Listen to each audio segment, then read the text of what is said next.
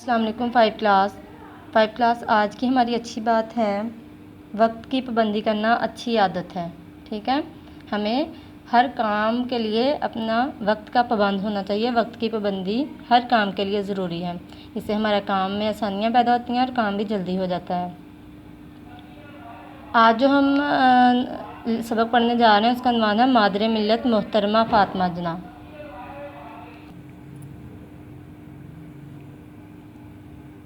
تو آج ہم محترمہ فاطمہ جناح کے زندگی کے بارے میں پڑھیں گے کہ انہوں نے اپنی زندگی کس طرح گزاری ہے. جیسا کہ ہم سب کو پتہ ہے کہ محترمہ فاطمہ جناح جو تھی وہ قائد اعظم محمد علی جناح کی چھوٹی بہن تھیں. وہ 31 جولائی 1893 کو کراچی میں پیدا ہوئیں. پاکستان کے قیام کی تحریک میں فاطمہ جناح نے اپنے بھائی کا قدم قدم پر ساتھ دیا. انہوں نے خواتین کو مسلم لیگ کے پلیٹ فارم پر جمع کیا اور انہیں آزادی کا جذبہ پیدا کیا. ان کی خدمات کے صلے میں انہیں مادر ملت کا لقب دیا گیا. ابتدائی تعلیم مکمل ہونے کے بعد محترمہ فاطمہ جناح کو ان کے بھائی محمد علی جناح نے 1919 میں کلکتہ کے ڈاکٹر احمد ڈینٹل کالج میں داخل کروایا. وہ کالج کے ہاسٹل میں مقیم رہیں. انہوں نے وہاں دل لگا کر پڑھائی کی اور 1922 میں ڈینٹسٹ یعنی دانتوں کے معالج کی سند حاصل کرنے کے بعد اپنے بھائی کے پاس بمبئی آ گئیں. محترمہ فاطمہ جناح اپنے بھائی سے بہت پیار کرتی تھیں. وہ قائد اعظم کے ساتھ 5 سال تک لندن میں رہیں.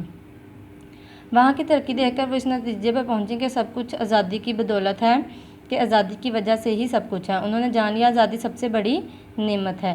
پاکستان بننے کے بعد محترمہ فاطمہ جناح عام لوگوں کی بھلائی کے کاموں میں مصروف ہو گئیں. کراچی میں خاتون پاکستان اسکول کھولا جو بعد میں خاتون پاکستان کالج بن گیا. وہ غریب مریضوں کا علاج مفت کرتیں. محترمہ فاطمہ جناح کو بچپن ہی سے کتابیں پڑھنے کا شوق تھا. وہ بہت سلیقہ مند تھیں، صاف ستھرا لباس پہنتیں، اپنی کتابیں دوسرا سامان سلیقے سے رکھتیں، اپنا کام وقت پر کرتیں. انہیں ہمیشہ سچ بولنے کی عادت تھی. اسکول میں پڑھائی کے دوران اپنا سبق اسی دن یاد کرتیں. کسی کام کو دوسرے دن پر ٹالنا انہیں اچھا نہیں لگتا تھا. وہ صفائی کا خاص خیال رکھتی تھیں. مادر ملت محترمہ فاطمہ جناح کو بچوں سے بہت پیار تھا. 25 جون 1949 کو انہوں نے پاکستان کے بچوں کے نام ایک پیغام میں کہا، تم ہماری سب سے بڑی دولت اور زندہ قوم کا عزیز ترین سرمایہ ہو. اسکول میں ہو یا گھر پر عطائیت اور نظم و ضبط کو اپنا شعار بناؤ. وقت کی قدر کرو. تعلیم اور کھیل کود کے ساتھ ساتھ مطالعے کو بھی عادت بنا لو. مادر ملت محترمہ فاطمہ جناح کا 9 جولائی 1967 کو کراچی میں انتقال ہوا. ان کی یاد ہمارے دلوں میں ہمیشہ زندہ رہے گی. 5 کلاس آپ نے اہم الفاظ جو انڈر لائن کیے ہیں اپنے بک پہ انڈر لائن کرنے ہیں. لغت سے معنی ڈھونڈ کے لکھنے ہیں اور یاد کرنے ہیں اور املا کی پریکٹس بھی لازمی کرنی ہے. 5 کلاس اب ہم اس کی ایکٹیویٹیز حل کریں گے. سوال نمبر 1 ہے سبق کے مطابق سوالوں کے جواب لکھیے. سوال نمبر 1 ہے محترمہ فاطمہ جناح کا قائد اعظم سے کیا رشتہ تھا؟ چھوٹی بہن تھیں. محترمہ فاطمہ جناح کب پیدا ہوئیں؟ 31 جولائی 1893 کو.